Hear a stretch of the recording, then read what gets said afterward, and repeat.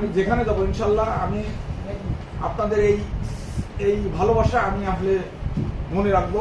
আমি যদি মানুষের বাচ্চা হয়ে থাকি, আর যদি অকৃতজ্ঞ হয়ে থাকি তাহলে সেটা অন্য বিষয়। আর আমি এই স্বল্প সময়ের মধ্যে আপনারা যে আমি ইন্ডিভিজুয়ালি হয়তো দু একজন মনে করছিলাম দিয়ে হবে, কিন্তু এত বড় পরিসরে যে আপনারা এই যে এত সুন্দর আয়োজন করেছেন এর জন্য আমি আপনাদের মানে আমি নিজেকে গর্ববোধ করছি এবং আপনাদের আমার অন্তরের অন্তঃস্থল থেকে অনেক কৃতজ্ঞতা এবং ধন্যবাদ জানাচ্ছি। আমাদের মাননীয় ইঞ্জিনিয়ার সাহেব আছেন, ওনার সুস্বাস্থ্য এবং উনি যেহেতু সাতক্ষীরার পাশাপাশি শ্যামনগরে যাচ্ছেন,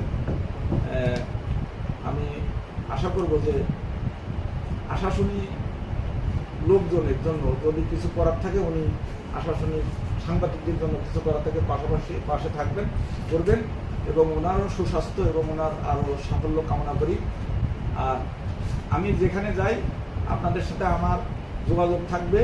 আমি যে কর্মস্থলে যাই না কেন আপনাদের দাওয়াত থাকলেও আমার ওখানে সুযোগ হলে একটু বেড়ায় আসবেন, আমার সাথে একটু সাক্ষাৎ করবেন ঢাকায় গেলে কিংবা যেখানে যাই আমি অবশ্যই জানাবো আপনাদের।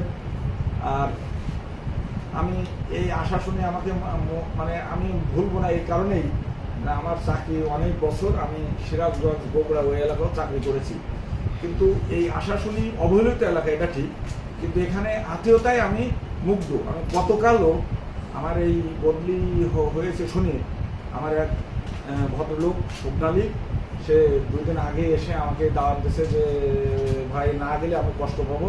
পরে আমি গতকাল রাতে ওসি সাহেব সহ আমি 10 জন লোক গেছি, না 10 জনের নিচে আসলেও কিন্তু কষ্ট পাবো। তা এই যে একটা যে এটা কিন্তু অন্য জায়গায় নাই। আপনি যদি বলি মানে আমি অন্য জায়গায় করেছি, মানে কিভাবে পরেরটা খেতে হয় সেটা তারা জানে, কিন্তু পরকে কিভাবে দিতে হয় এটা জানে না।